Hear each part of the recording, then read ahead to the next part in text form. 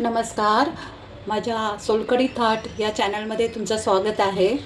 आज मी तुम्हाला मोड आलेल्या पावट्याची भाजी करून दाखवते. तर आता मी गॅसवर कढई ठेवली आहे. गॅस चालू करते.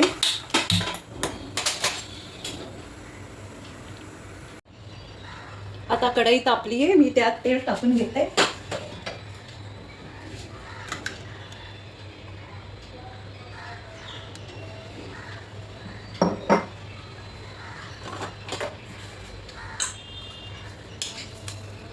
तेल तापलं की त्यात राई, अर्धा चमचा राई, अर्धा चमचा जिरं,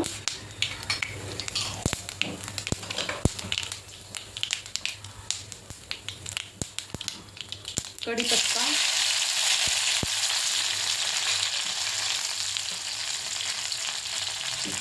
हिंग,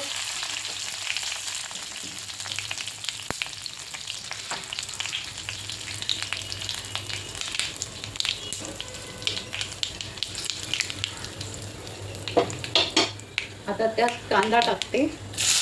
हा एक मोठा कांदा मी बारीक चिरून घेतला.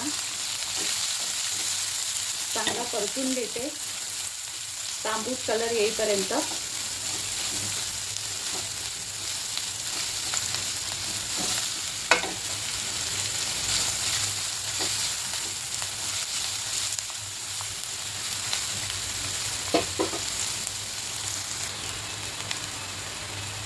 आता त्यात टोमॅटो टाकून घेते.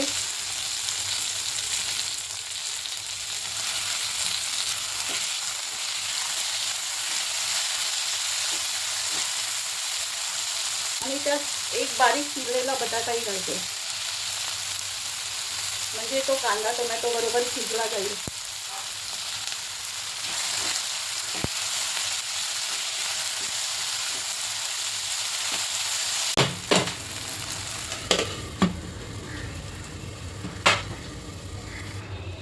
बघूया.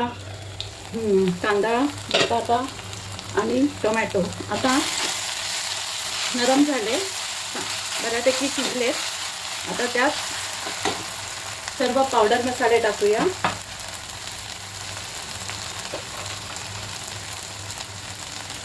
अर्धा चमचा हळद, एक चमचा धनजिरं पूड, अर्धा चमचा लाल तिखट, अर्धा चमचा मालवणी मसाला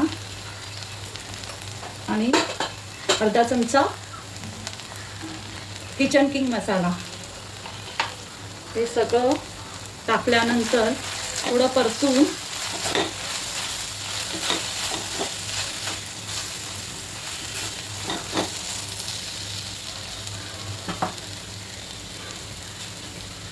त्यात आता पावटे टाकून घेते. हे पावटे मी एक दिवस भिजत घालून 7-8 तास भिजल्यानंतर एका फडक्यात बांधून ठेवले आणि मग त्याला असे चांगले मोड आले. मग मोड आल्यानंतर त्याची ते गरम पाण्यात टाकून त्याची सालं काढून घेतली आणि अशा प्रकारे हे पावटे भाजीत घालायला तयार. पावटे शिजायला थोडासा वेळ लागतो.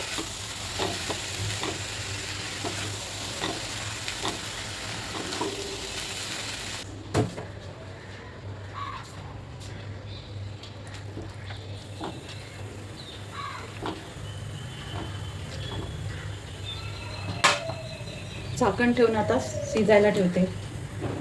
गॅस बारीक करते. बघूया आता आपले पावटे शिजलेत का. चांगली उकळी आली आहे. बऱ्यापैकी शिजत आले. आता त्यात 2 चमचे कांदा लसूणचं वाटप मालवणी पद्धतीने केलेलं ते टाकते.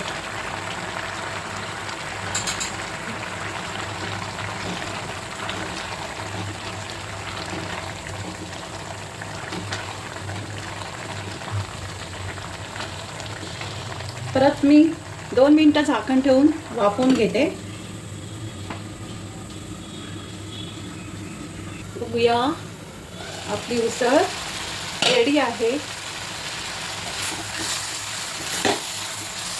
छान झाली. आता मी त्याला वरून कोथिंबीर शिवरते.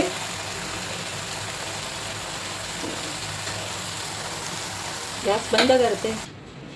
आपली मोड आलेल्या पावट्याची उसळ खाण्यासाठी रेडी झाली. तर अशाच नवीन नवीन रेसिपी बघण्यासाठी माझ्या चॅनेलला सबस्क्राईब करा, लाईक करा, शेअर करा.